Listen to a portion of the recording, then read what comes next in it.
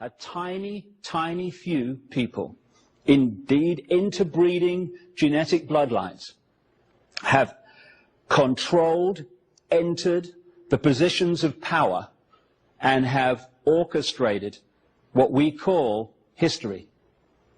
So that wherever you look, increasingly as we've created the technology to become a global society, increasingly this tiny little clique, the tribe or the brotherhood as I call them, have been able to orchestrate the major events and therefore the direction of the world on a global scale, and a scale that beggars belief. What I've already said is staggering to the perception of life that most people have, that we're encouraged to have, that we are programmed to have. And I feel a bit like the cow who walks in the field, and you've got the herd of cows in the field there, and they're munching away, and their reality is that every now and again the big truck comes and it takes a few of them away, and wherever they think they go, I don't know, another field, on holiday, whatever. And then this other cow comes into the field and says, hey, you got to listen, or you won't believe what I've just found out. You know when they put those cows and some of us in that truck and they take us away every now and again, they're not taking us to another field or on vacation. What they do is they take you down to this big building and they slit their throats and they bleed them dry, and then they cut them up and they hang them on hooks, and then they put them in little packages and put it in the supermarket, and then them humans come along and buy us and eat us. What would be the reaction of the rest of the herd on hearing this information? You're crazy, man. You're out of your brain. You want to go and see a psychiatrist? They'd never do that. This is ridiculous. And anyway, I've got shares in that trucking company and I get a good return. Shut up, you're making waves. And yet, all the things that I have just said are absolutely true. It's just that the herd will not believe them. And what's happening now as we unfold across the millennium and beyond, and the perception of life dramatically changes, what in the past would have been considered ridiculous, extreme, and nonsense is increasingly, through documented evidence, not from some theory, being confirmed as true. A very, very few people run this planet and control your life. And yet you have the power to control your life. You just give it away. And that's the point. When I talk about a few people running the world, understandably people come back and they say, well, it's not possible, mate. Can't be done. Too many people. And it can't be done by physical means, by soldiers at the door and soldiers in the street. You can do that in a small area, but you cannot control billions of people physically, just like you can't control a herd of sheep or a herd of pigs physically if they don't want to be controlled. In England, a little while ago, we had a remarkable example of that, in the sense that 2 pigs actually escaped from a slaughterhouse. They were just about to go through all that stuff I've just been talking about, and they got away. What they said was, instead of just following the herd and just accepting that that's what you do, they thought for themselves. They expressed their uniqueness. They broke out of the herd. And they ran away. And this became a major national news story day after day after day, because all these different people and agencies were dispatched to catch the 2 pigs, and they couldn't catch them for days and days and days, because they were trying to catch them physically. And because those pigs expressed their uniqueness, far from going to the slaughterhouse, they became national celebrities and are now wheeled out at galas and fetes and other events as one of the star attractions. Shows what you can do when you express your uniqueness instead of following the herd. The point I'm making here, however, is that you can't control lots of people physically, but you don't have to. What you do is you manipulate the way they think and the way they feel, so they behave in the way you want them to. Mind and emotional manipulation. Summed up and symbolized by this. We are multidimensional infinity. We're not just a physical body. As we'll come to in the second of these two videos, we are everything that exists. But how much of everything that exists, the eternal consciousness, are we accessing? Infinity or just a fraction? And the difference between that infinity perception of life and possibility and that is simply, again, beyond words to describe. So the idea has been, over thousands of years of this manipulation, to turn unique aspects of infinity into a tiny, tiny eggshell of consciousness with a tiny, tiny perception of its own potential to control its own destiny. And once you do that, you create the herd mentality.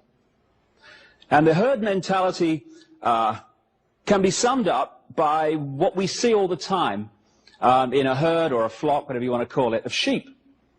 If you look at how sheep are controlled all over the planet every day, it's through this.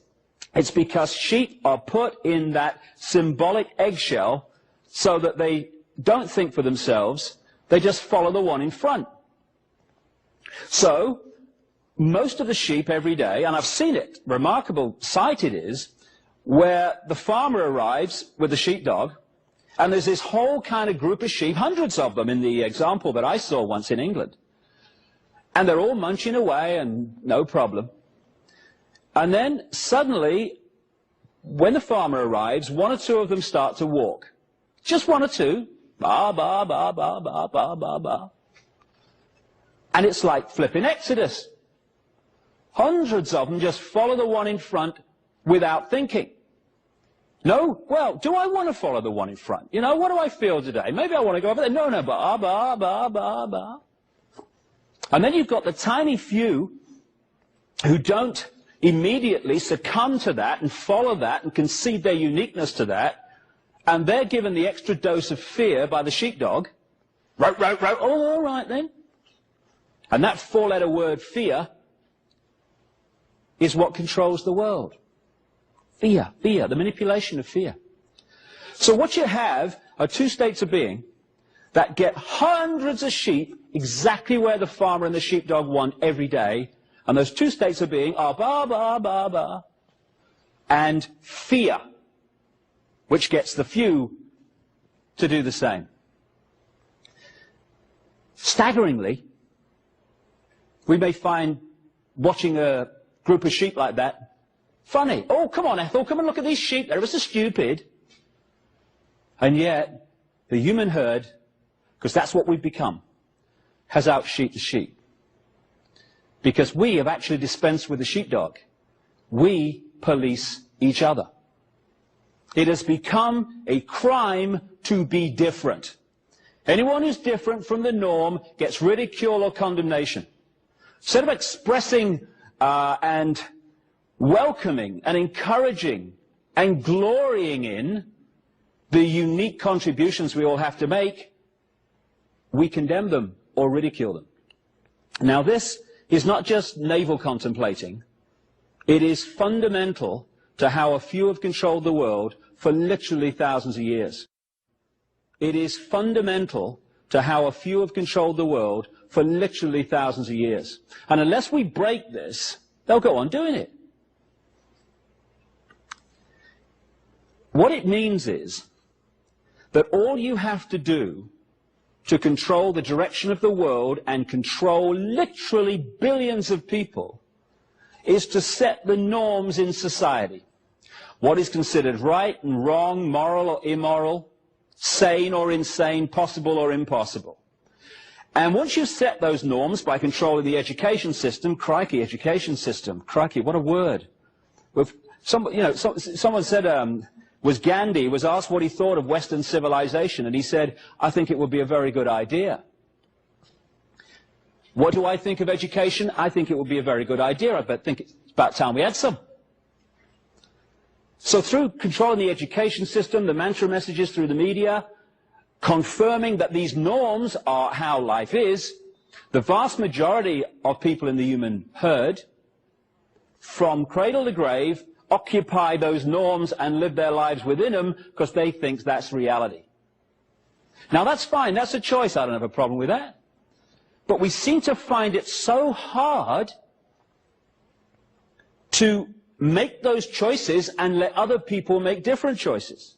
So the reason the few can control the world as they do and have for so long is not just that vast numbers of people live within the norms, it's that those people insist those people that want to live outside the norms conform as well. So the key state of being, which is the foundation of all that I'm talking about, is the one you'll find in the vast, overwhelming majority, all but a handful, literally, of human beings. It's the fear of what other people think of them. Once you're in that mode, and that's the eggshell, then you're in trouble. Because suddenly you're not living your life, you're not expressing your uniqueness, you're living someone else's version of what you should be. You're already in prison, you're in what I call the hassle-free zone of norms. You've conceded what you are to what someone says you should be. And if enough people do that, and we do, whoever sets the norms runs the world. And what happens then, of course, is that when you're on the edge of that hassle-free zone and you're thinking, shall I, shan't I express my uniqueness? Shall I go with what my heart's telling me? What is the fear at that point that is making us resist? Oh, should I, shouldn't I? We're not at that point thinking, what will the President of the United States think if I express my uniqueness? What will the Pope think? Well, there's some people that do that. My goodness me, why I don't know, but they do. Or what will the Governor of the Bank of England or the head of the Federal Reserve think? No, no. What's making us resist expressing our uniqueness is our fear of what our mother will think. Oh my God, what will my mother say? What will the guys down the bar say, or the people at work? In other words, the people's reaction that keeps us in those norms are the people who are already in there. So the sheep have also become the sheepdog. The police have also become the police. The inmates of the prison are also the prison warders. Now this combination, I repeat because it is so important, this combination means that whoever sets the norms in society runs the world. If, and the big, big if we concede our uniqueness to it and insist that everyone else does the same. And then when the norms are set, different aspects of the herd are played off against each other. So religions have been created, and we'll get into that because it's remarkable how the religions which fight each other and conflict with each other actually come down to the same people. Same story too when you look into it. So they play different aspects of the herd off against each other. Religion is played off against religion. Political party is played against political party. Economic theory against economic theory. And so we've set the norms that have created the herd, and then the herd is set at war with itself. And while we're cussing each other and fighting each other and blaming each other, the few people are string pulling all these different elements and creating the key element that's necessary for the few to control the many, divide and rule.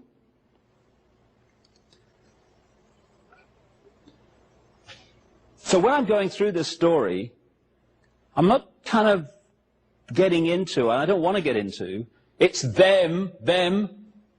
What I'm talking about here is because of us. Without us, none of this stuff will be possible, which is great news because we can uncreate it in the period we're going through now. Just say one other thing before I move on about this. You know, most of the things, most of the belief systems, because that's what it is, belief, that are played off against each other, that conflict with each other and fight with each other, they're actually just the same state of being with a different name. I wonder what the difference is between, say, a Christian family that insists that their children believe what they believe, and a Jewish family that insists their children believe what they believe. What's the difference? It's just that they believe slightly different things, and they are slightly, but they're still indoctrinating their children into a belief instead of saying, you have all the information available and we encourage it, and whatever you come up with, whatever you make of that information, I'm at peace with, because you're unique and I'm not going to tell you what to think. So if we want to be free, we have to start by setting ourselves free and setting other people free, not least our children, to be who they really are and not what we'd like them to be. And what I call these opposites that are not opposites, I call them opposames. And it's amazing when you look around the different groups that are fighting and conflicting, when you look at the core of what they're saying and they believe and their actions and their ways of acting, you're not looking at opposites at all. You're looking at the same state of mind with a different dress on. I'll give you a quick example. During the last war, the World War, Second World War, the far left, as symbolized by Joseph Stalin, communism, was played off against the opposite, the far right, symbolized by Adolf Hitler, the Nazis. Now, they had to be opposites because we're told they are. That's the left, that's the right. Wow, let's have a look at them. Let's just check this one out. The far left, as symbolized by Joseph Stalin, was into centralized control, military dictatorship, and concentration camps. Now, the far right must have been very different because they're opposites. I read it somewhere. The far right are into centralized control, military dictatorship, and concentration camps. And they were played off against each other. They're not opposites, they're opposames. One thing I think we need to remember all the time, opposites never fight. They never take part in wars, because the opposite of a state of mind that believes that war is an option and conflict is an option and violence is an option is the state of mind that says it's never an option, because violence and war and conflict never solve anything. That never fights that, because that doesn't want to know. What fights wars? Two aspects of the same state of being. So the elements of society that create the divide and rule are not even different states of mind. They're the same state of mind with a slightly different name. Now, going on from this imprisoning of the consciousness into what I call the eggshell goes something else very important. But this is the structure that has allowed this control by the few of the many to go on throughout this period I'm talking about. Because if you're going to hold people in that eggshell of perception and thought and possibility, you have to keep from them vast amounts of information that would set them free. Set them free to understand that the world is being controlled in the first place, and also set them free from their own sense of limitation. So throughout this period of time, the same structure can be seen, and it can be symbolized, as you see here, by a pyramid. You've got a tiny, tiny few people at the top of the pyramid who hoard the really advanced knowledge, the knowledge that would set us free if we had access to it. And the rest of the pyramid is fiercely compartmentalized. So the further you come down into the mass of the people, the less that knowledge is in circulation, until you reach the point where it's hardly in circulation at all.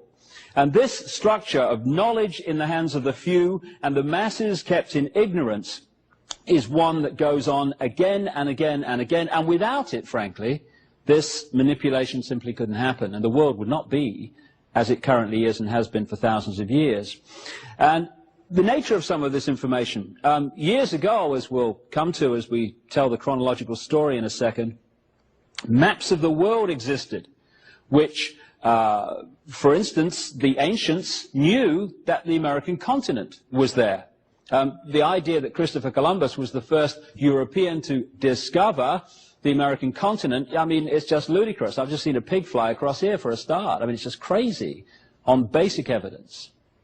And if you had maps of the world and the mass of the people didn't know they existed, that again gives you a significant knowledge which most people don't have. But now we're in the what you might call the modern world.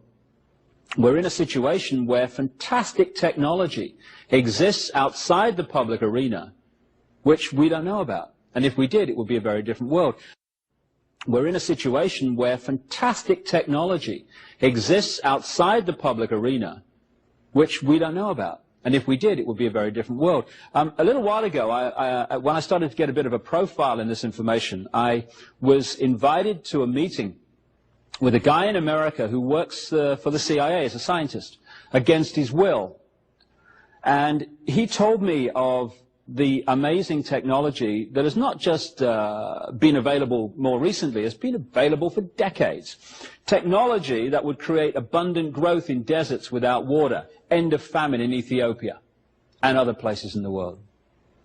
That would give us all the power and warmth we need in our homes, in our businesses, in our factories, without using polluting fossil fuels and these other sources which are doing such damage to the planet. Technology which could cure cancer and so-called incurable diseases exists now. Why don't we have it? Because it would set us free, it would give us choice, and choice equals freedom. Lack of choice equals the opposite of freedom, the imprisoning eggshell that I'm talking about. So it's kept from us. And I asked this guy, just to give you an idea of what's going on the other side of the movie screen that's projected at us via the media and education and what we laughingly call that. I said to him the obvious question, if you don't like doing all this, why do you work for the CIA against your will? And he opened his shirt and he said, this is why. And it was a kind of a bizarre moment, because on one area of the room there was his children and his family, and yet I was looking at this father from this bizarre perspective of the world he lives in when he goes out the door in the morning. On his chest was a see-through sachet, or patch as they call them in the trade, and in it was this golden liquid which turns out to be a drug. And he went into work one day, because just because you work for the CIA or the FBI doesn't mean you want to control the world and unfold all this stuff I'm going to come to. Most people think they're serving their country. Why? Because they're down here in the pyramid. He went in to work one day, and he has missing time he still can't account for. He remembers just waking up, however, in this room, and when he woke up, he realized this patch was there. And the reason it was there was this. His body had been manipulated to need that drug to survive. And if the drug is not replaced, and the patch has to be replaced every 72 hours, he starts to die. And after one incident, when he said no more, they did that. And this is just one of countless people all over the world who are geniuses in their area that could use that genius to set the world free, who in fact use it because of this situation to further imprison the world and deny us the knowledge of the existence of these technologies, while the very same technologies are used against us to further to increase the control. Because, of course, knowledge is neutral. Technology is neutral. It's how you use it that is positive or negative, and is either freeing or imprisoning. So I got to the point, particularly in a book called And the Truth Shall Set You Free, where I, in very great detail, highlighted the structure of how the world is controlled today. And later on in this 2-video series, I'll get into that. But then you look at it, and you look at the scale of the structure and the detail of it, and the way it works, and the way all these different apparently unconnected institutions are actually connected, and you say, well, this could not have been put together in a few weeks, a few years, a few decades. So when did this thing start? And you go back. You go back. I got it comfortably to the time of the Crusades and the period that a lot of so-called knights organizations appeared, around the 1100s, 1200s, that kind of period, and into the 1300s. Very comfortably back then. Keep going back. And eventually you're into thousands of years BC before you can pick up the thread of where this thing came from. And then you start to look at some of the great mysteries of the ancient world and ask a few questions, because conventional history says that we are at this time at the cutting edge of human knowledge. There was never any society or civilization in the past, or what we call the past, that was here or in advance of here. And in fact, the ancients were like primitive. and didn't know much. Well, who built these then? The pyramids at Giza and some of the other great structures of the ancient world, which are mathematically, geometrically, perfection. Who built them? Bill and Ethel in the tent? I mean, who did it? Then you look at some of the other, this is Easter Island. I'm sure I know someone looks like that. I'm sure I know someone that was designed on. But this is, again, thousands of years ago. And them hats there are apparently 10 tons. Be interesting, wouldn't it? How did they get them up there? You know, you imagine it, can't you? Come on, Bill, bit more, left, right. It was done by high intelligence. No one knows where they came from. All the pyramids. Look at this. This is in Peru. Now, this has been done by an axe and chisel, isn't it? Look at the perfection of the way that stone is fitted into the rest. Can't hardly get a piece of paper between it. Thousands of years ago this was done by a primitive people. Oh, aye.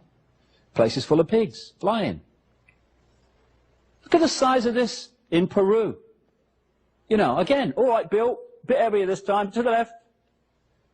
Fantastic knowledge created these things in the ancient world. This stone there in the center is one of 3 weighing 800 tons, called the Trilithon, in a place called Baalbek, what we now call the Lebanon. Thousands of years BC, that was built. And those 800-ton blocks had to be moved at least a third of a mile. Primitives did that. I read it somewhere. Must be true. He had letters after his name, the guy that said it. This is the Nazca lines in Peru again, on the Nazca Plains. There you have a situation where in the ancient world they scored away the top surface to reveal the white underneath. And amazing depictions of birds, insects and animals were created in this way. And some of them were only discovered in terms of what they were when we rediscovered, and I emphasize the rediscovered out of fly in this century. Because some of these things can only be seen from 1,000 feet, apparently. So there's a bird and here's a spider. Again, the Nazca lines. How did they do that, these primitive people all over the world? Because they were not primitive. In the sense that there was a group within ancient society that had amazingly advanced knowledge. And that's the knowledge that's been hoarded and passed over to the few into the modern world that is still used to control us and always has been used to control us. And it's amazing. You know, people talk about prophecy. Well, here's a confirmation that prophecy is absolutely fact and not some myth. On an ancient hillside, or not an ancient hillside, but a hillside with an ancient depiction of something on it, in Devon, in England, here's an incredible prophecy of thousands of years later, the arrival on Earth of Bill Clinton. Bill comes into this in many ways. Sorry, my eyes are watering. It's all right. Cameraman's looking a bit pale as well. But Bill Clinton, again, President of the United States, as we'll see, all this stuff about, you know, Monica Lewinsky and all that stuff is actually obscuring what Bill Clinton's really involved in and what he's really connected to. Because, again, we're watching day after day a smokescreen and an illusion behind which the truth is. So, in the ancient world, there were people with fantastic knowledge. Where did that knowledge come from? I put this picture up just to emphasize the nonsense of how the idea that extraterrestrial life doesn't exist, how ridiculous it is. There are billions of stars in this universe. Apparently, estimated, I was reading, 1 billion in this galaxy. How many galaxies in the universe? That's just the physical universe. What about all the other parallel universes? What we call creation is alive with life. And yet it's become it's become a situation where you're ridiculed if you talk about extraterrestrial life over the years. You know, you get people saying, hey, he thinks there's other life in the universe more intelligent than me, you know. And you think, darling, I've seen a cup of coffee more intelligent than you. But the point being that to say that in this amazing mass of life in this galaxy alone, that life as we know it has only evolved on this one tiny little planet in this one solar system, that's credible. Oh, yeah, scientists say that. And yet to say there must be life elsewhere on the law of averages alone is to be, oh, he's a bit strange, he believes in extraterrestrials. But when you look dispassionately at the evidence, and that's the point, if you come into this stuff with a belief to defend, might as well go and watch The Price is Right, because the belief will defend itself. And that's the point, if you come into this stuff with a belief to defend, might as well go and watch The Price is Right, because the belief will defend itself. If we let the information lead us rather than the preconceived idea, it takes us into some very interesting areas.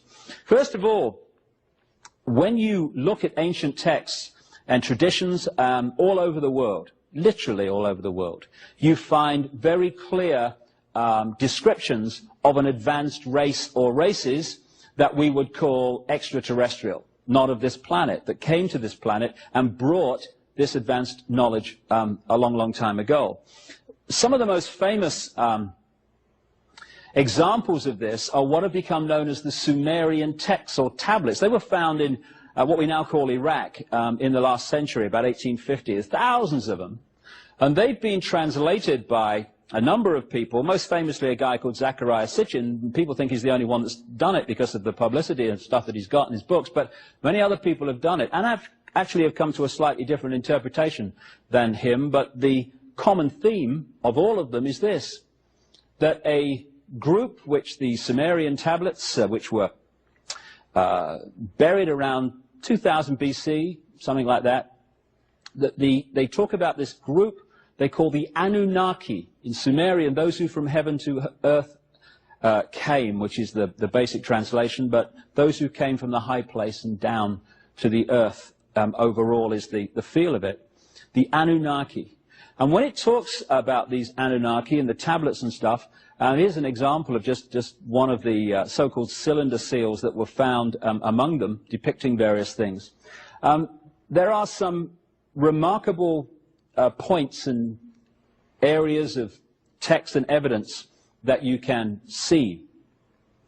First of all, there is remarkable knowledge in these texts of planetary, solar system, universal, astronomical knowledge that has only been confirmed in this century, and sometimes even more recently.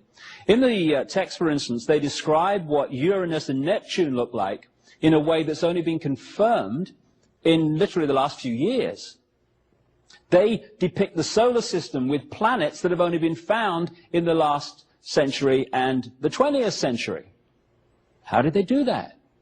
What they say is the knowledge was brought by this Anunnaki. But it's more than that, because it talks in some detail about how this Anunnaki interbred with humanity, creating a hybrid race. And you find this theme all over the world. You find it in Genesis, in the Bible, which is a rewrite, when you do the research, of the Sumerian stories. So we get the theme of the sons of God, who interbred with the daughters of men. But when you take that back to the Hebrew, just one step, you find that that phrase, sons of God interbred with the daughters of men, actually says sons of the gods interbred with the daughters of men. And every time in the Old Testament you see the word God, it's translated from a word meaning gods. And it's clear to me that we have been misled and we've misunderstood the difference between the gods, symbolically extraterrestrials in the ancient world, and God, which is all consciousness, all energy, everything that exists. So these Sumerian tablets very much confirm this ancient race. Now, again, when you look at other cultures, you find the same stories. In the ancient Hindu cultures, the Vedas, their ancient holy books, you find descriptions of the gods flying in flying machines, which we would call aeroplanes or UFOs or flying saucers, whatever. And when you take the common theme around the world, it's very clear that in the ancient world was a race or races of very, very high technological knowledge. And this was the knowledge that built the pyramids. This was the knowledge that built all those ancient structures which conventional history and archaeology simply cannot explain. Now this area here of what we call the asteroid belt would seem to be very, very significant. If you take Zecharia Sitchin's translation of the Sumerian tablets, the detail of which I have a problem with, I must say, here and there, they talk about, according to his translation, that a planet called Nibiru, the planet of the crossing in his translation of the Sumerian, came into this solar system a vast, vast amount of time ago. And one of its moons collided with a planet that was between Jupiter and Mars, and that created the asteroid belt, which just happens to be between Jupiter and Mars.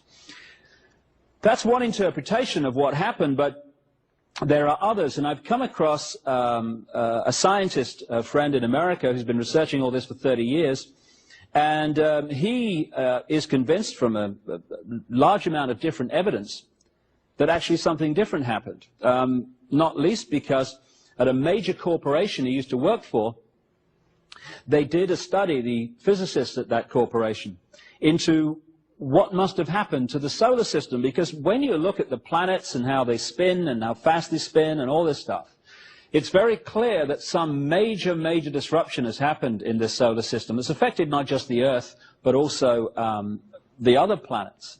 It's a major cataclysm. And they came to the conclusion, which basically supports the theme of a guy called Immanuel Velikovsky in the 50s, who was ridiculed for saying that what we now call Venus went through this solar system, devastated Mars, and almost destroyed the Earth. But these physicists are actually supporting the basis of that. What they believe, as a result of their research, is that the planet we now call Jupiter came into this solar system not that long ago, remarkably, 7,000 years ago maybe, something like that. 4,800 BC was the date that I was given for the window of time that had happened. And it collided with a planet that was in that area, and devastation unfolded, and the asteroid belt was the result. They also suggested that a great chunk of Jupiter, which is a colossal planet, of course, broke off and careered through the solar system and devastated Mars. Interestingly, the probes to Mars have suggested that the landscape of Mars is no more than 10,000 years old. So something certainly happened there that devastated it. And came close enough to the Earth and was caught in the Earth's field for a while, did a couple of orbits. And that orbit, when you look at the scientific suggestion of what that would have caused, starts to confirm some incredible legends, traditions, and oral and written evidence from the ancient world all over the planet that there came what the Bible calls the Great Flood. One of the things that this would have done, this pass by what we now call Venus, is to have created a 10,000-foot tidal wave. Interestingly, in the pre-flood world, since then, agriculture as we know it began at heights above 10,000 feet. Quite obvious why that would have happened in the scenario we're talking about. It is also suggested, and my other research, and in the book The Biggest Secret, it's detailed and documented in great detail, is that there was a Martian race, which was the white race, which actually came to the Earth and was interacting with the Earth, but as a result of the devastation and destruction of Mars, actually came here because it needed to survive. And this white Aryan Martian race based itself, and those that were here at the time of the cataclysm survived as a result of going into the high places in the Near East, what we now call Turkey, Caucasus Mountains, Iran, and that sort of area. And the amazing culture that appeared there, and I'll come to that in a second, was the result of this knowledge. This is another map of Europe and North America. Again, I'm talking about a cataclysm here, maybe about 4,800 BC, but there have been many of them. When you look at the geological and biological records, it's very clear this planet has had many cataclysms, just talking about one. Earlier, around 13,000 years ago, there was clearly another. And that area, which they call Appalachia, which is now sea, was actually land in that window of 13,000 years ago. What we call the Alps, what we call the Himalayas and the Andes, those fantastic mountain ranges only reached anything like their present height around 13,000 years ago. So the Earth, while we've lived through quite a stable period in known human history, actually changes its face from time to time, quite obviously because of various events. Atlantis was supposed to have been one of the ancient cultures back in the ancient world which had this advanced knowledge and was destroyed by cataclysm. And again, this is a theme all over the world when you look at the ancient texts and oral traditions of this land of high technology, of high knowledge that was destroyed by cataclysm. And so once this cataclysm and cataclysms had unfolded over this period of time, 13,000 down to 7,000 years ago, that kind of window, a number of them, that great ancient civilization of knowledge, what the ancients called the Golden Age, was wiped from the face of the earth, and we started again. But we started again with different levels of knowledge. Among the survivors of these upheavals were the mass of the people who survived, or the representatives of them, who were still in ignorance, and then again there were the few who had the knowledge. So it all started again. Same structure, and we've moved into the modern world where we're now at a point where we were a long, long time ago before these cataclysms wiped that civilization from the face of the earth. So what we're looking at here is the area that they concentrated on, where the white race actually came out of, interestingly. When they're talking about the Martian race being a white race and actually focusing in that area of the world, the Caucasus Mountains, southern Russia, that area, Caucasus Mountains, down into what we now call Turkey and those areas around there, Iran, that's where the white race came from. The actually original name of Iran translates as land of the Aryans. When you look at the Hindu culture in the Indus Valley, which was one of these cultures, again, that spontaneously emerged with advanced knowledge, even conventional history accepts that that culture, the Vedas and the structure of the Hindu religion, etc., was taken into the Indus Valley by an Aryan white race from the Caucasus Mountains. And when the floodwaters started to recede, down from the high places, which could be the translation of Anunnaki, those who came from the high place, came down into the Indus Valley, into the plains and valleys of Sumer, and they created the Sumerian culture, which is accepted again by conventional history, didn't start at this level and gradually evolve. It started at a very high level of advancement and then gradually fell away. Same with Egypt. It started at a very high level of advancement and then gradually fell away. Babylon, another one. And again, there are different uses of knowledge. And Babylon appears to have been a center for those who were in a state of being that wanted to use this knowledge to control, because Babylon was where so much of the manipulation and control of today actually came out of. So, in short, we have an extraterrestrial race in that area, interbreeding with humanity, creating hybrid bloodlines. Now, in The Biggest Secret, I go into this in much more detail, but it seems to me that along with this white Martian race was what UFO researchers have called a reptilian race. And the detail of that is documented there. And it's this reptilian race that also interbred with humanity, and I think the reptilian race were the Anunnaki. When the first interbreeding took place, the hybrids were half human, half Anunnaki, I think reptilian. And they interbred with this Martian race, this white race that became the race that took over the world, in effect. When a second interbreeding took place, it wasn't between the Anunnaki reptilian race and the humans, it was between the Anunnaki and their hybrid bloodstreams. So now we're going 75% Anunnaki reptilian, 25% human. These bloodlines, what I will call the pure bloodlines, the pure hybrids, these are the ones, when you trace into the modern world, that turned up as the pharaohs, as the ancient kings of Iran, the so-called serpent kings, that became the aristocracy of Europe, that became the royal families of Europe, and through the Great British Empire became the presidents, business leaders, bankers of the United States. The reason that these families of the Eastern establishment of the United States that produce the people that run America and the European aristocracy and royal families, the reason throughout history that they have obsessively interbred with each other and not outside is because they're trying to hold this genetic structure. This is a picture I took of a partial eclipse of the sun on a pyramid at Chichen Itza in the Yucatan, a Maya pyramid.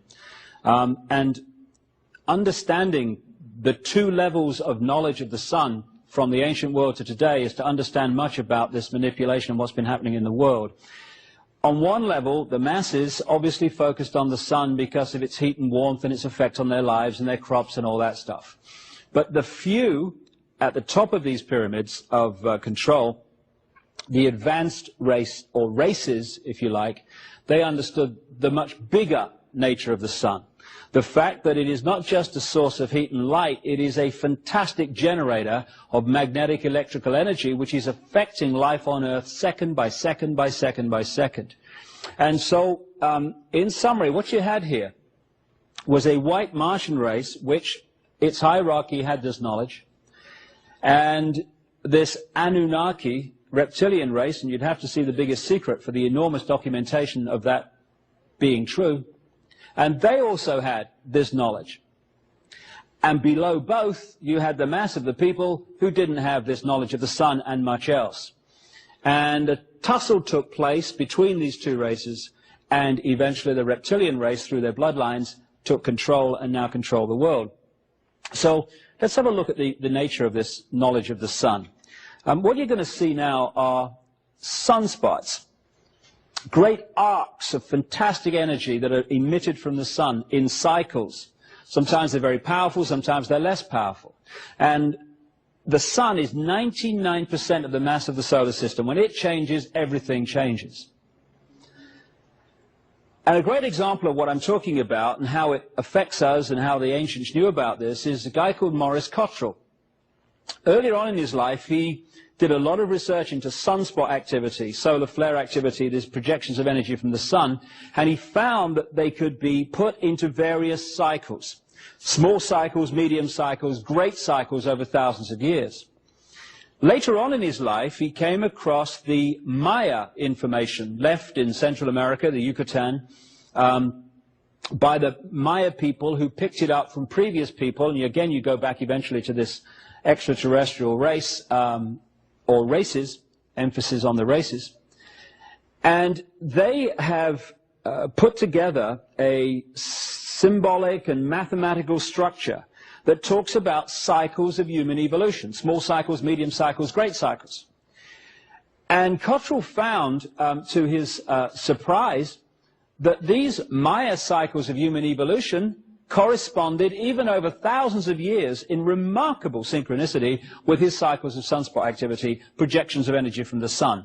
He also looked at the various historical cycles and found that the rise and the fall of great civilizations like the Roman Empire corresponded to these cycles of sun energy. So, when the sun changes, we change. We are encouraged at some points to be open to more aggression or more this or more that. Now, if you know that, and you know that at certain times the mass consciousness is more likely to react in a certain way. Then you know, as you're manipulating the world, when to have your wars, when to have your economic collapses. And this is why, as many researchers, not just myself, have established, that these events tend to happen in key years relating to sunspot and sun energy cycles. Therefore, in the ancient world, there was the knowledge of the sun in its true importance and its true effect, and then there was the mass of the people who just looked at it in a totally different way. And this is why in the cultures of the ancient world you found, again, here a chair from Egypt, a throne from Egypt, a Akhenaten chair, the pharaoh, sun.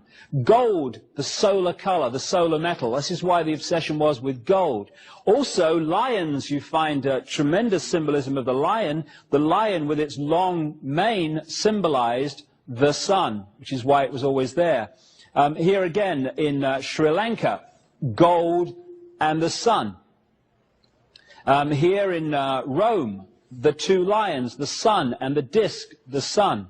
Again, understanding this. Now, here, much more recently, this is the sun chair of George Washington, first president of the United States.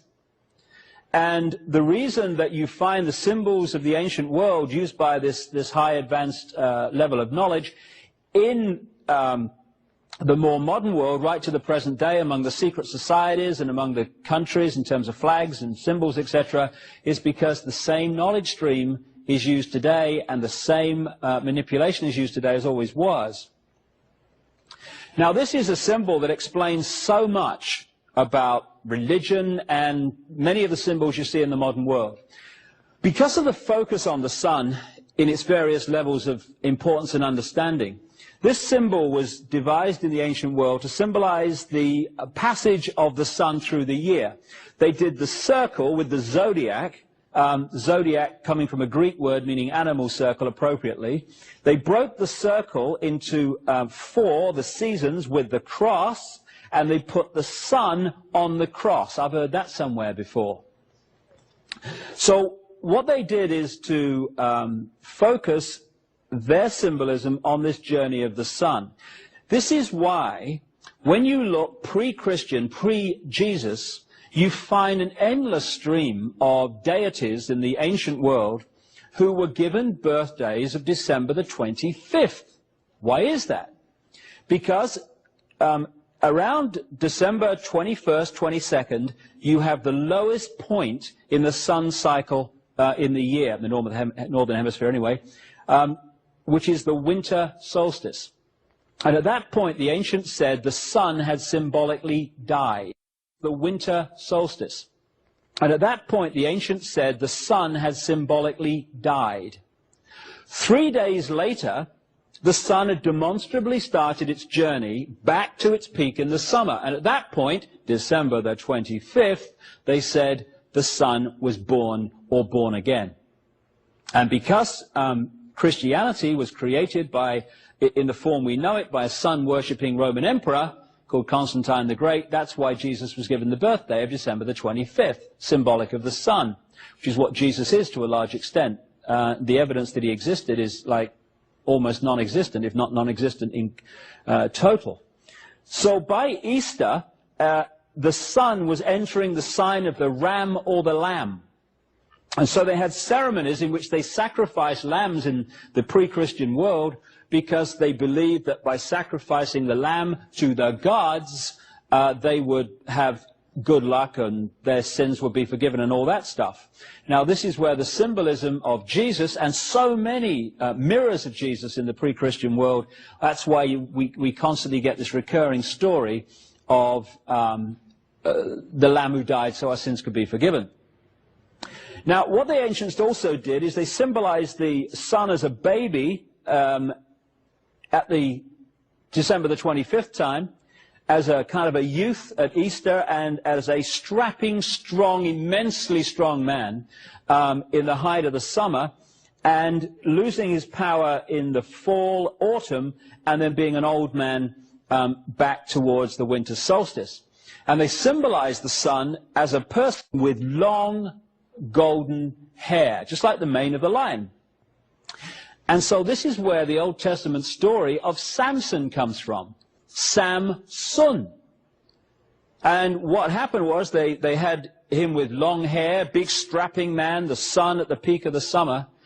And then what happened in the story, he started to lose his strength. And what happened to make him do that? He had his hair cut. The rays of the sun were getting less and less powerful as he entered the house of Delilah, Virgo the Virgin, which is the astrological sign as you're entering into the fall. And so often, and again in The Biggest Secret, this is documented constantly, this is why you get constant stories which we are asked in the masses to take literally, therefore a prison religion emerges, when in fact they're symbolic, and often symbolic of the sun. So, this is what this is, the Celtic cross. It's the circle and the cross, the symbol I've just had on the screen. This is NATO. NATO is a wholly owned subsidiary of this brotherhood, this group of bloodlines, the reptile-human bloodlines, the hybrids that run the planet. Again, this is the CIA symbol. Again, there's the cross with the sun on the cross. And this sun symbolism is something that you can read this brotherhood by. I came across this shot, or this symbol, in the City of London. Now, we'll get to this. The City of London is the operational epicenter of this global web of manipulation. And this is across the road from St. Paul's Cathedral. And again, you see the same symbolism, and on the center you've got the black sun. Now, the black sun symbolizes two things. It symbolizes the negative use of solar energy, and it also symbolizes something that's becoming more and more obvious, and people are becoming more aware of, and that's that it's not just the planets that go around the sun in the solar system. The solar system is also traveling around a central point, and that central point is known symbolically as the black sun, kind of a galactic center, and it takes 26,000 years for the solar system to go around that sun, and we are now in the process of completing one of those 26,000 year cycles, which is why the world is changing, and is going to change dramatically in the next 15 years to 2012. So again, this symbol keeps coming up in the modern world as well as the ancient one. Now, even in the design of cities, which this brotherhood has in the modern world controlled, you see exactly the same symbol. What you're looking at here is the Arc de Triomphe in Paris. Paris, like Washington and London, is a mass of esoteric symbolism and sacred geometry built by design into the street plan. And so what you have is the Arc de Triomphe with the circle around it. There's the center of the sun on the cross, if you like. And going off from there are 12 roads breaking up into the 12 segments, just like that symbol I showed you a few minutes ago. And this, again, is sun symbolism from the ancient world carried by this group. And even in the road, on the road plan around the Arc de Triomphe, you see the sun there making the point. But if you don't realize where all this is coming from, it just seems like kind of nice design. Again, up there, Order of the Knights Templar and the York Rite of Freemasonry. That symbol there with the cross and the crown is the way the symbol of the circle and the cross has been got into Christian churches without people realizing what it means. It's the same symbol, the cross and the circle. And again, you see the same symbol here. This is the famous painting by Leonardo da Vinci. Leonardo da Vinci was a very high initiate. In fact, he was the Grand Master of a elite secret society, still very much part of the manipulation today, called the Priory of Sion, S-I-O-N. And Sion comes from a Sanskrit word meaning the sun. The Priory of the Sun is what he's actually saying. And this guy was an initiate who knew the underground story and the underground knowledge. This is why Da Vinci was able to make predictions and draw pictures of various technologies that were well ahead of his time.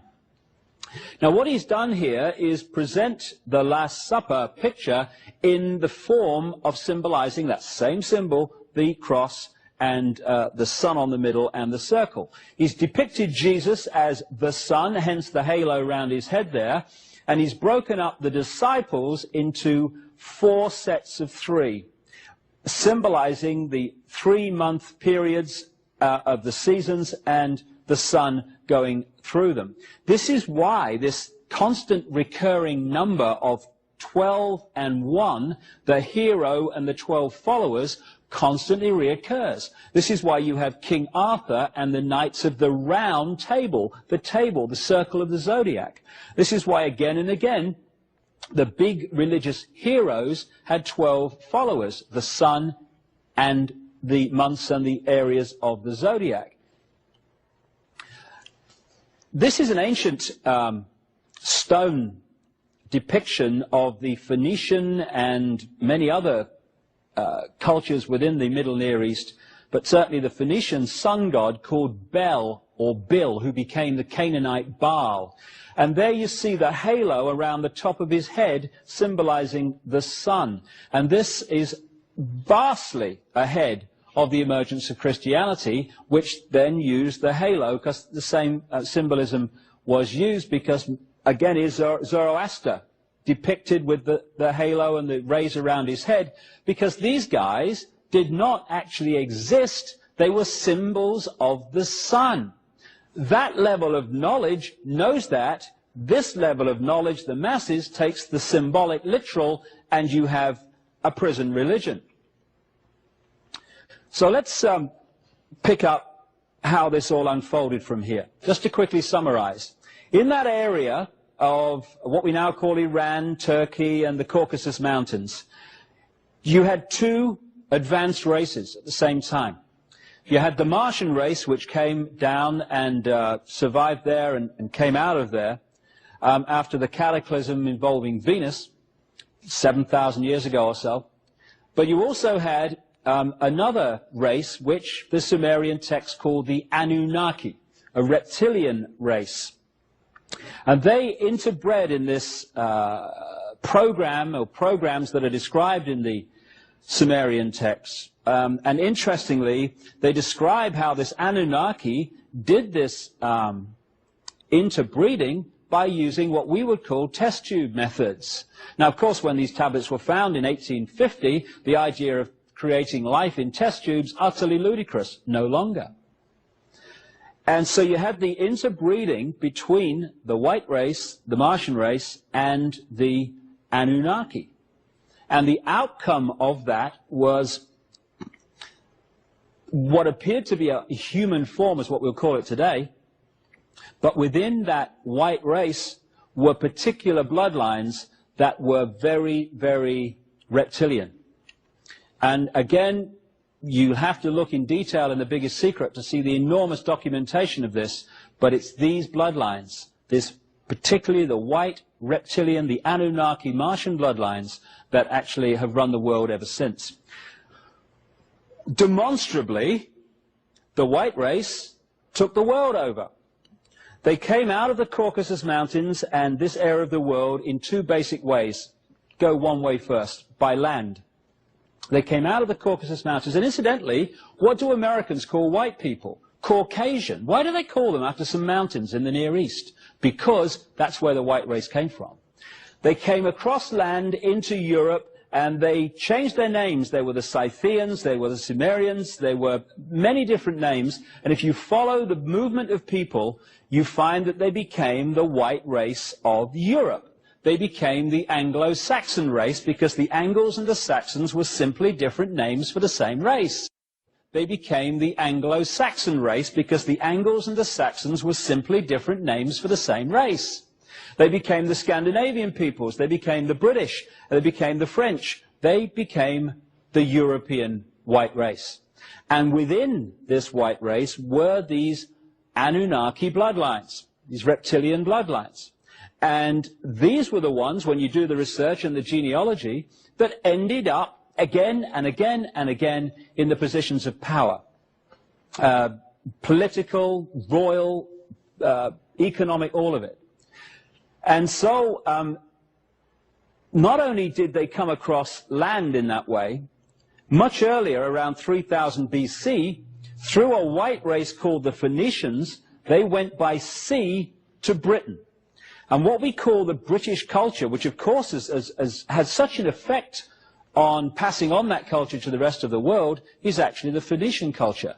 It comes from the Near East. And the proof of that is endless in the artifacts and the legends and the stories that have been left. For instance, what you see there in that depiction on the coin, an ancient coin, is a Phoenician goddess called Barati. And on the other side, you see the classic depiction by the British of their goddess, Britannia. And they are the same, because Britannia was Barati. The Phoenicians worshipped two deities. One was the male, Barat. One was the female, Barati. And she became Britannia, and Barat and Barati became Baritan and the Baritish. The British culture is in effect the Phoenician culture. Not only that, when you look at the names given to the goddesses and what have you, or in the Indus Valley, what we call the Hindu culture, they are the same. They are very, very close to the name Bharat and Bharati, because this white race, as I said earlier, also went in and created the Indus Valley Hindu culture. No accident that all the major religions in the world that were prisoners came out of this same area of the Middle and Near East. In Britain are white horses scored into the hillside. This is supposed to be the oldest one. It's a place called Uffington in Wiltshire. And it's been dated to around 3000 BC. That is precisely the time the Phoenicians arrived by sea into Britain, bringing the Bharati, British culture as it became. Now, why would the Phoenicians score horses in the hillsides, the chalk hillsides of Britain? Very simple. The Phoenicians were sun worshippers. This was a Phoenician symbol of the sun. This is a Phoenician high priestess. Again, you see the swastika. The swastika was a Phoenician symbol of the sun. Quite a positive symbol, and what the Nazis did, because they understood this, is they turned it round to indicate the negative, because they understood the nature of the sun as well. This is a Phoenician stone found in Britain. There again, you see the swastika. And what we call the British culture came from the Near East. Another thing that these advanced people within the Phoenician culture understood was the fact that the earth has through it and around it what is known as an energy grid or grids. These are force lines of energy. Some people call them ley lines, some people call them dragon lines in China, meridians, whatever. Where these lines of force cross, you create a vortex. Where many of these lines cross, you create a colossal vortex. And therefore you have enormous energy which you can use to create and do various things.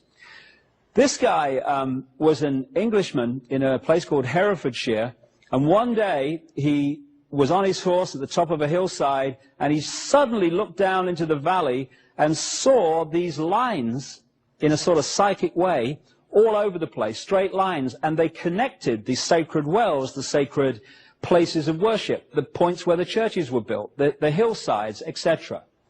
And this now, as we have moved on, has been confirmed by the scientific world, those with an open mind anyway, that this grid line, grid system actually exists like a web around the world.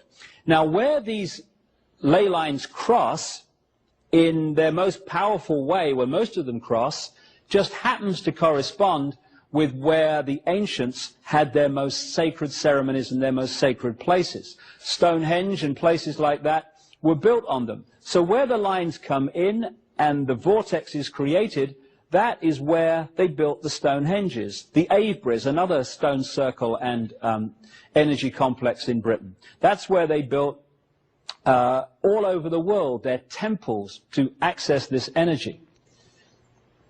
This is Avebury in Wiltshire.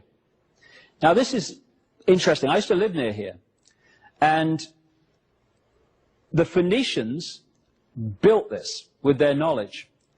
Now, the Phoenicians, I would suggest, and the evidence is presented in The Biggest Secret, were originally a Martian race.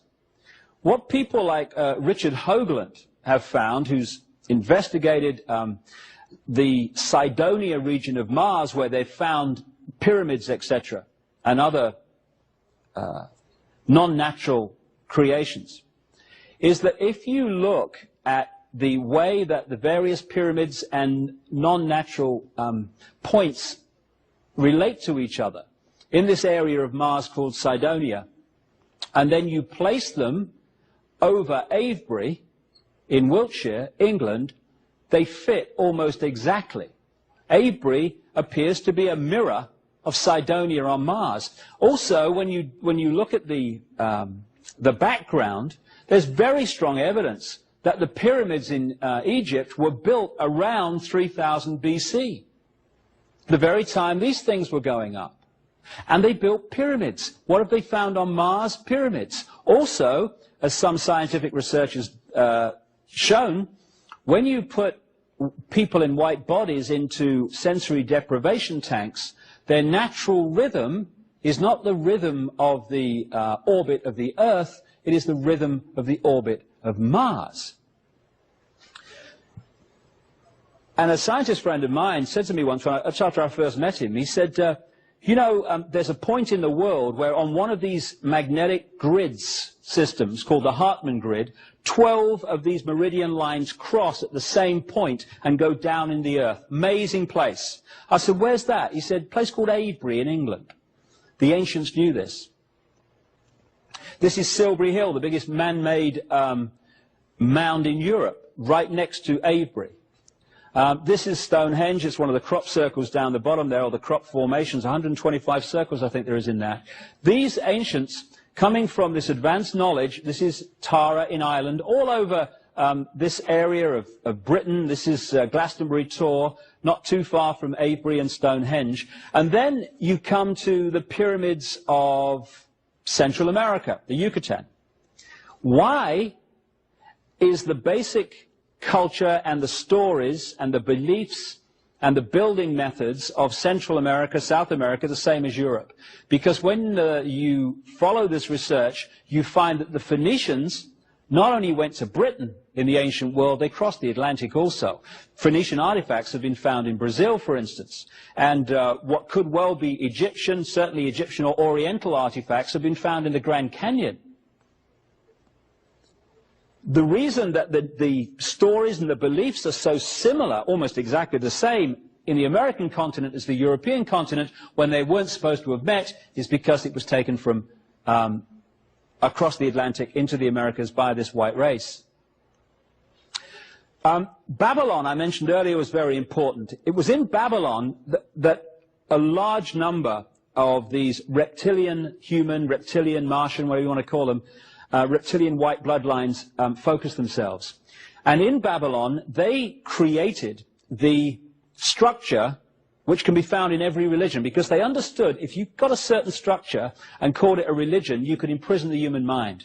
And so when you look at the religious belief and structure and stories of ancient Babylon, you're looking at the ancient stories that followed. For instance, where have you heard this before? Nimrod, the father, and Tammuz, the son, were the same. Father-son. And then you had Queen Semiramis, who was the mother, the virgin mother of Tammuz. So in Babylon, vastly before Christianity, you had Nimrod, Tammuz, Semiramis. Father, mother, son. The Trinity. And Nimrod was symbolized in many different ways. And one of the ways he was symbolized was as the eagle looking both ways. And what you're looking at there is a symbol of modern Freemasonry. The symbols of the modern secret societies that control the world to this minute are the symbols of ancient Babylon and this period where it all, this area of the world where it all came out of. Incidentally, another aspect of Nimrod died with a lamb at his feet, was put into a tomb, and when after 3 days they pulled the stone back, there was no one there. I think I've heard that somewhere before too. This is another sun god who didn't exist, called Mithra. This is another sun god who didn't exist, called Mithra. In Persia, Rome, and in Mithra artifacts have been found even in Britain. And what did they say about this guy, Mithra? He was born on December the 25th. He was born to a virgin mother. He died so our sins could be forgiven. They brought gold, frankincense, and myrrh to his birth. And that they called him the vine. They called him the Lord, the shepherd. All the things you see in the New Testament, you see said about Mithra. And where the Roman Catholic Center is now, the Vatican, on that site, they found Mithra artifact, because it was a place of Mithra worship. And Mithra ran right up into the Jesus period, and they basically changed the name of Mithra to Jesus, and we had another religion. What they said about Jesus on the right there, and what they said about Horus, the son of God of ancient Egypt, was identical. Because Nimrod, Tammuz, Semiramis in Babylon, when these reptile-human bloodlines took over the culture of Egypt, which had been started by the white race, the Phoenicians, they just transferred the same story and called it different names. So Nimrod, Tammuz, Semiramis in Babylon became Osiris, Isis, and Horus in Egypt. And again, right across the world, in different cultures and different eras, you see different names for the same deities. There seems to be a mass of names, very confusing. In fact, they're different names for the same deities. The cross is supposed to be a Christian symbol. It's not. It goes back as far as history goes back. This is a standing stone with a cross. Here we have Mother Mary holding Jesus, except that we don't. This is how the Egyptians symbolized Isis holding Horus. And again, in my book, The Biggest Secret, you'll see massive documentation of how this story just goes on being repeated. The initiates know what it means, the brotherhood, the mass of the people are asked to take it literally. What actually turned Christianity into the religion it became, and who decided what Christians believe to this day, was a Roman emperor called Constantine the Great. In 325 AD, he called a meeting of bishops in the early Christian church to his palace at Nicaea, now Iznik in northwest Turkey, and there the Nicene Creed was created. After they'd had a punch up and ripped up documents and all that stuff, they decided the Nicene Creed would be as it is to this very day, and that's what Christians are supposed to believe. In this sign you will conquer, what Constantine said, and he was a sun worshipper. He worshipped a deity called Sol Invictus, the unconquered sun, and Mithra and all this stuff. He had no problem with Jesus because it was just a different name he believed for what he was already believing anyway. What he said was that before a battle, when he was battling to become emperor, he saw a cross in the sky from Jesus saying, by this sign, or in this sign you will conquer in the battle, which sounds massively like what the Prince of Peace would say, doesn't it, really? So Christianity was a manufactured religion. Here we see the Pope. There's the Maltese cross, a brotherhood symbol that you can see to the present day. I'll come to that shortly. But on the Pope's head is the mitre. And if you look at it sideways on, it's actually a fish head. Why is it a fish head? Because that's the symbol of Nimrod, the Babylonian god figure, who they symbolized as a fish, as they symbolized his partner Semiramis as a dove. And this is where the fish comes from in Christianity, as well as the House of Pisces. So basically, and the Biggest Secret documents this in detail, the Babylonian group moved home to Rome, the New Babylon.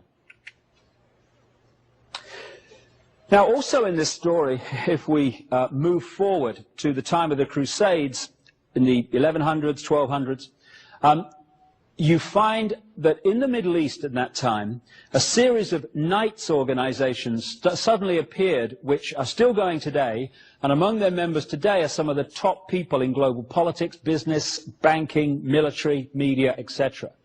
They were the Teutonic Knights, which relate to Germany. They were the Knights Hospitaller of St. John of Jerusalem, And St. John, incidentally, is a symbol of Nimrod, for reasons the Biggest Secret explains. And the other one, which I'm going to concentrate on for a few minutes, was the Knights Templar. And they all appeared around Jerusalem at the time of the Crusades. And the Knights Templar said that they'd created this organization originally to protect pilgrims who were visiting the Holy Land. Well, there's only 9 of these fellas for 9 years, which is going to protect a massive amount of pilgrims, clearly. After they'd parked themselves in Jerusalem, right next to what we now call Temple Mount, the so-called scene of Solomon's temple. But when you look at the background of Solomon, there is no evidence he existed outside the Old Testament, and every syllable of Solomon means the sun, another symbol.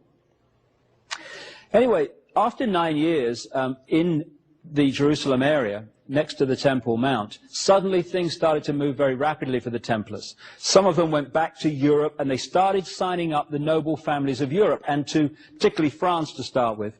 And to join the Templars, you had to give them all your wealth. So they became massively wealthy very, very, very quickly.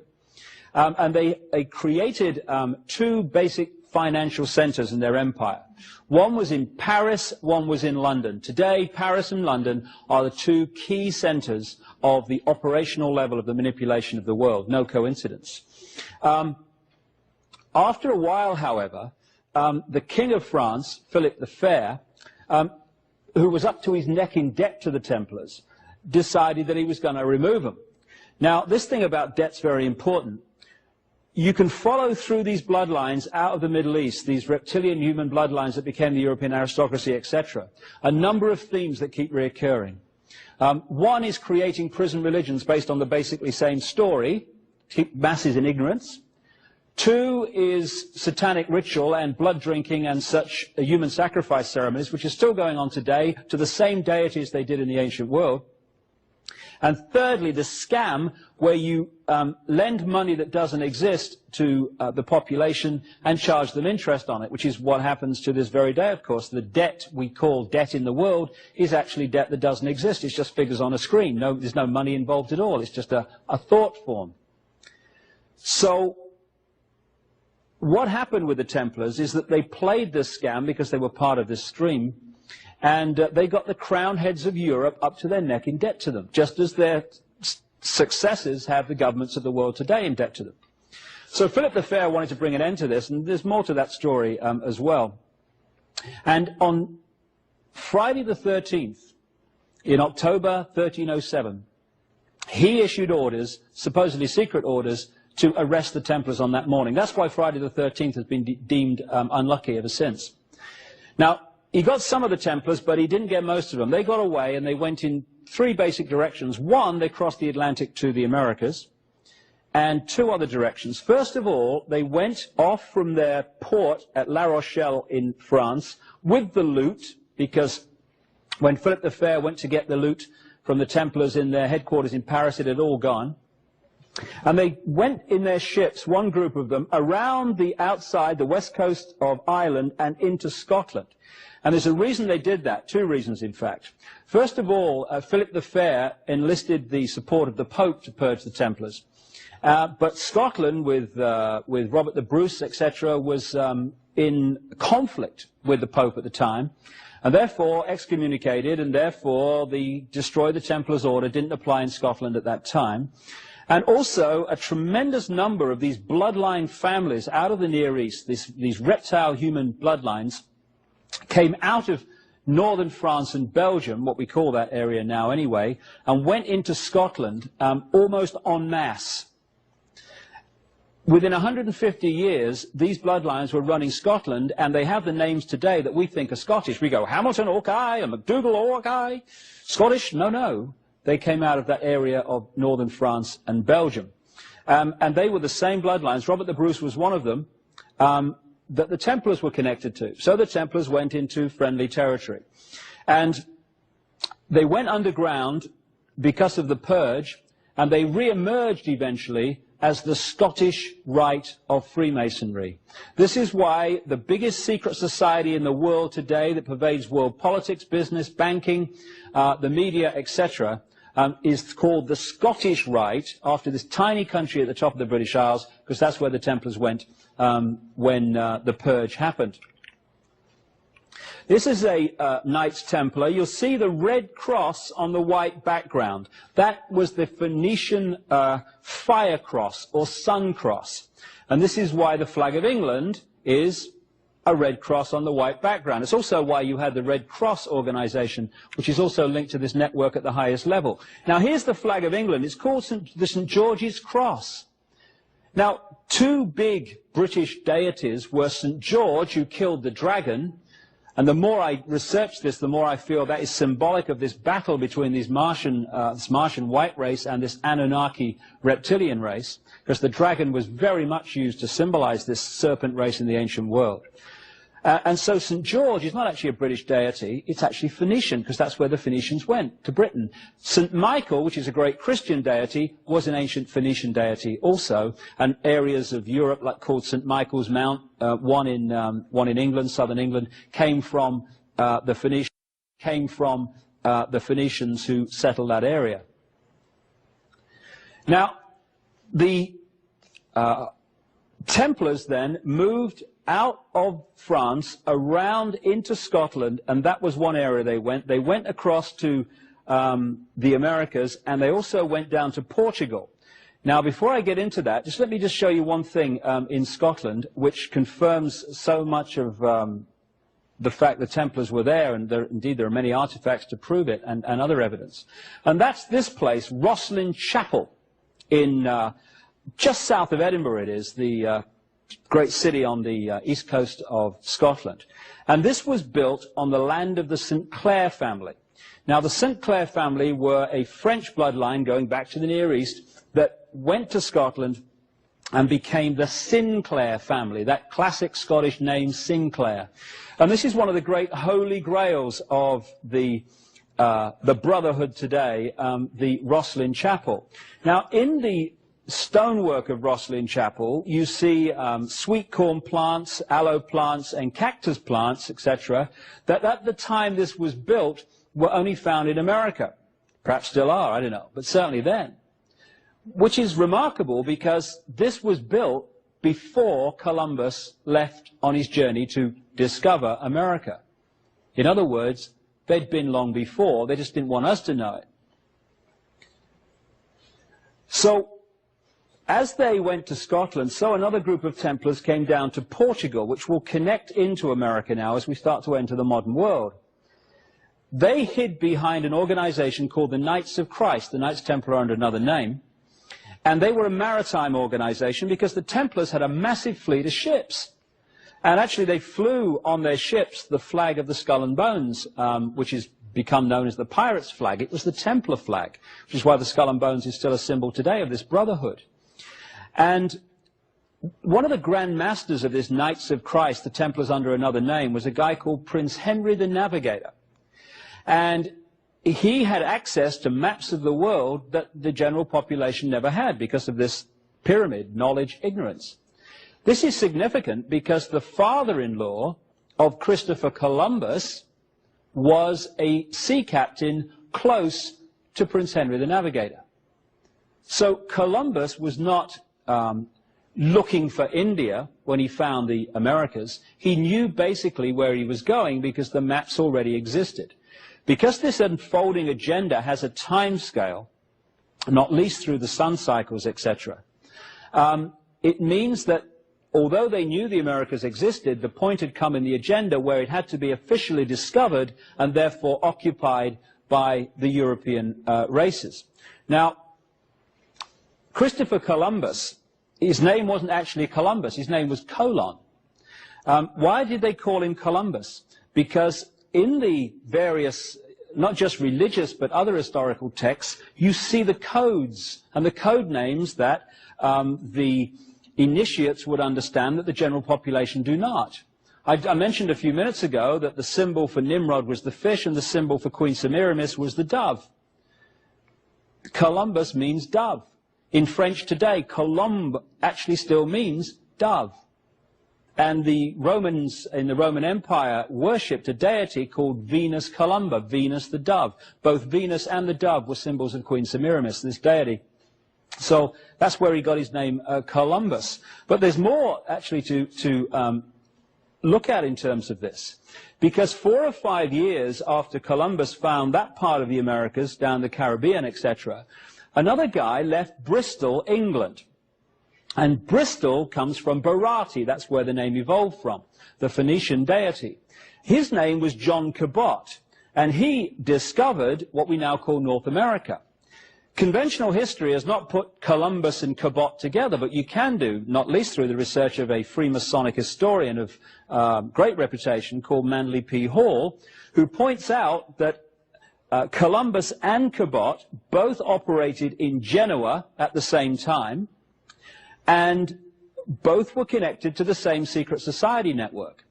And within a few years, 4 or 5 years of each other, one finds one part of the Americas, the other finds another part of the Americas. Just a coincidence, nothing to worry about. What was actually happening was the time scale had come to take over America, and it moved on after that. So Columbus was a front man and a knowing one. There's one other group that came out of this Near East, which it is vital to talk about, and it relates actually to Columbus too. We've seen how one group of peoples moved by land across from that Caucasus, Turkey, Iran area, and across to become the white races of Europe. We've seen how the Phoenicians went to Britain much earlier than that, 3000 BC, but there was another group which came out of the Middle Near East and parked themselves in Venice, in northern Italy. And these Phoenicians became the Venetians. And they created a maritime, because they were a maritime nation, the Phoenicians, and financial empire out of Venice. And that financial empire was based on lending people money that didn't exist and charging interest on it and funding both sides in wars. Now, within these white Phoenician bloodlines, yet again, were these reptilian bloodlines, these Anunnaki bloodlines. And again, you'll have to refer to the biggest secret to see the enormous evidence that this stuff about the Anunnaki and the reptilians is correct. While they were in Venice, this group of Phoenicians Anunnaki became known as the Black Nobility because they started creating titles for themselves and taking over titles that already existed. And they got this nickname, the Black Nobility. Now, some of the so-called Jewish banking names of the world today, like the Warburgs, not actually Jewish at all, because they came out of this group in Venice. The Warburgs, who were fundamental in creating the Federal Reserve, the so-called Central Bank of America, which is privately owned from people in Europe, the Warburgs were called the Abraham del Banco family in Venice, and they became the Warburgs when they moved up into Germany and Europe. So eventually, this black nobility in Venice moved north through Germany and centered themselves in Amsterdam. In 1688, one of this black nobility called William of Orange was manipulated onto the throne of England as William III. With that, this whole shebang moved across and created its epicenter in London. So at that point, those bloodlines that had gone much earlier through the Phoenicians into Britain and those that had come cross land and also through Venice actually came together in London. It was William of Orange, a few years after he became king, who signed the charter that created the Bank of England, and the central banking system was created. It was after that time that the City of London financial district became the center of global finance. And it was after that time that we got the great British Empire, when these bloodlines were expanded from Britain all over the world, to Africa, to Australia, to Asia, to the Americas. And what started out in Babylon and the Near East and moved outwards now went global because of the British Empire. People say that because the British Empire and these European empires have actually contracted since then, that it can't be true that the world's still controlled from London and these cities. But there's two ways of controlling people. One has a finite life, one can go on forever until someone exposes it. The first one is overt, in-your-face control, the dictatorship, where Britain controls this country and controls that country. The people in that country know where they are. They're controlled by an outside force, like the Russians during communism and the Germans during Hitler. That has a finite life because eventually, when you know where you stand, you're going to rebel against that control. Much more subtle to replace that overt control with covert control, where people are controlled, but they don't know that they're controlled. People don't rebel about the fact that they're not free if they think they are. So what happened as the contraction came of these empires, not least the British Empire, is while on the surface it seemed to be over, left outside in those countries, back in those countries, were the bloodlines and the secret society network, which has continued to control those countries from this point on. Because what happened in that ancient time is that you had the positive use of knowledge, and they created mystery schools and secret societies in Egypt and elsewhere to pass this advanced knowledge on in a positive way. You then had this other force, largely out of Babylon, that also created mystery schools and secret societies for very different reasons, to pass on the advanced knowledge only to the chosen ones that they chose. And they created the institutions, these same secret societies, in the public arena that sucked that advanced knowledge out of circulation. Not least the Inquisition. When, 2 minutes into this video, I would have signed a suicide note during the Inquisition. So therefore, you had a situation in which the knowledge was passed on to the few, and the institutions created by that secret society network to suck it out of public circulation. Eventually, and people like Manly P. Hall have documented this, that negative use of knowledge, that negative structure of mystery schools and secret societies also infiltrated eventually and took over the positive mystery schools and secret societies. So that negative use of knowledge, that negative structure of mystery schools and secret societies also infiltrated eventually and took over the positive mystery schools and secret societies. So we reached a point eventually where knowledge was passed on only to the few at the highest level who had a malevolent intent, and it was sucked out of the public arena big time. So the structure today is basically this. The epicenter on operational level is in London. That's where the global agenda is decided. And in these different countries like America, the United States, South Africa, etc., you have bloodline branch managers, as I call them, who run those particular countries in line with the centrally decided and coordinated agenda. In South Africa, you've got the Oppenheimer family, who are the bloodline controllers of South Africa before and after Mandela. Control the stock market, the diamond mines, and the gold mines and the other industries and the media. In America, the bloodline branch managers are the Rockefellers and the cartel of the Eastern establishment, who get their orders from the centrally coordinated epicenter in London and Paris, particularly London, and they run America in line with that. So wherever I go, in the 20-odd countries I've talked in and researched in so far, the same policies, the same structures exist, because they're coming from a central point. And the world is controlled, therefore, by a very, very few people. One of the bloodlines centered in London are the Windsors. In The Biggest Secret, I expose some stunning, breathtaking information about the real nature of the Windsors and the bloodlines. These are black nobility bloodlines who go back through this story that I've been talking about, and that's why they have so much power and so much wealth and so much influence, because they're meant to, but not for long. Now this is Ben. Everyone knows that the founding fathers believed in freedom in America. Well, some of them might have done, but some of them didn't. Because what happened in 1776 and afterwards, when America to this day believed it was becoming an independent nation and free, what happened was that overt control of the Americas through the colonies was replaced by covert control. America has never been free of Britain's influence and control to this very day, and it's about time it was. And people like Benjamin Franklin, and I document this in detail in The Biggest Secret, were agents of British intelligence and the British Crown. This guy was parked in Paris as an ambassador in Paris, and he spent tremendous amounts of time in London. More than that, I said earlier that one of the common themes of these bloodlines through history is blood drinking, satanic ceremonies, etc., human sacrifice. That's what this guy was into.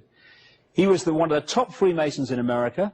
He was a member of key Freemasonic lodges in France, which created the French Revolution, like the Nine Sisters Lodge. And he was a member of a really elite secret society and satanic human sacrificing, blood drinking operation in Britain called the Hellfire Club, run by a British government minister called Sir Francis Dashwood, and who built underground chambers in his estate at Wickham, north of London, to do the sacrificing and stuff. That may sound amazing, but just a little while ago in the British newspapers, this story broke. Again, while Benjamin Franklin was fighting for freedom for the American colonies, he parked his bum in London. And he lived in a place called 36 Craven Street near Trafalgar Square. Well, they've just been renovating that to turn it into a Benjamin Franklin museum. And bingo, they found 10 bodies underneath the floor, 6 of them children, and they've dated them to the time Benjamin Franklin lived there. They've said, oh, he must have been into body snatching. When you link it to his other activities, I think there's probably another explanation. Thomas Jefferson, again, one of the aristocratic bloodlines from Europe, and a guy who was a member of the Rosicrucian secret society and other esoteric secret societies that carried this knowledge. He just didn't tell anyone else about it. He also owned 200 slaves, Thomas Jefferson, while writing that every man is created equal. Slight contradiction there, I feel. Maybe we're all equal unless you've got a black face. And so when you look at the presidents from the very start, this is George Washington. Again, another of the aristocratic bloodlines from Europe that became presidents of the United States. When I'm talking about these same bloodlines taking over Europe and then through the British Empire taking over America and other countries, I'm not kidding. When you do the genealogical research, you find some remarkable statistics.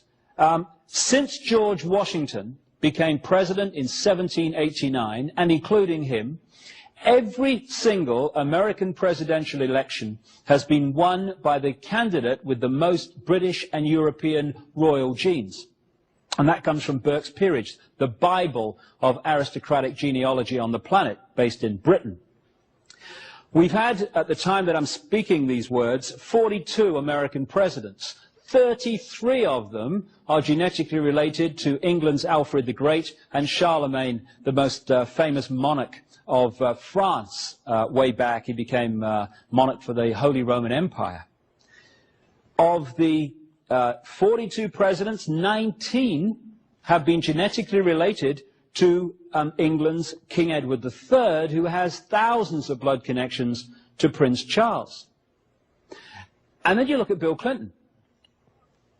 Bill Clinton's a kid from Arkansas, we all know that.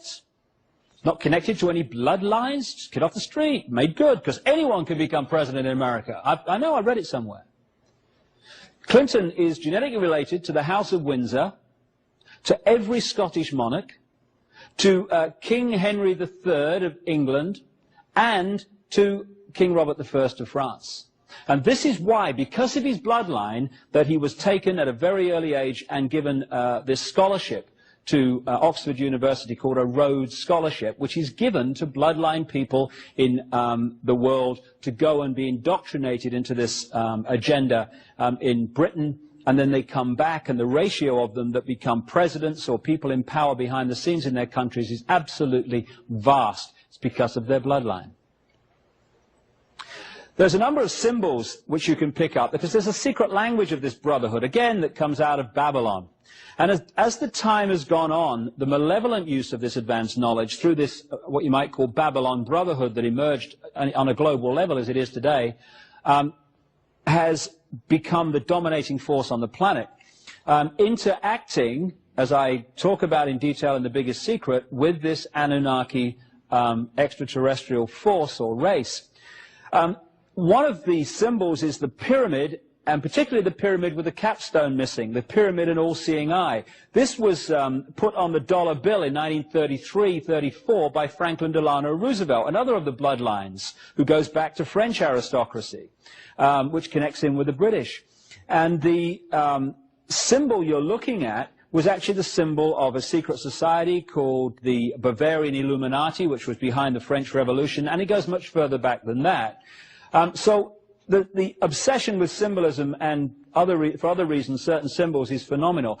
People asked a few years ago during the presidency in France of François Mitterrand, why on earth did they put this big black pyramid, this glass black pyramid, next to the beautiful Louvre Museum? People can understand it, because from an aesthetic point of view, it was ludicrous. But they built pyramids in Egypt to interact with the energy and to create a particular energy field. They did the same on Mars, it would seem, also. And they're doing the same in the modern world, in the street plans. This is why, and we'll see this as this talk unfolds, why that pyramid was put there. And anyone know where that is? Many people in America will. It's Dealey Plaza.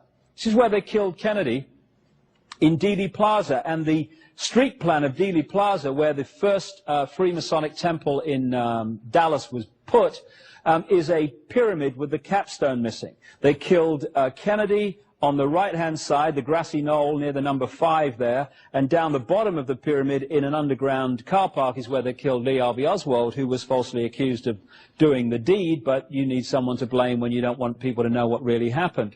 And we'll see as this unfolds, and we'll talk about the Diana situation and her murder in Paris, the obsession with ritual and symbols is unbelievable, and it's one way of reading this brotherhood.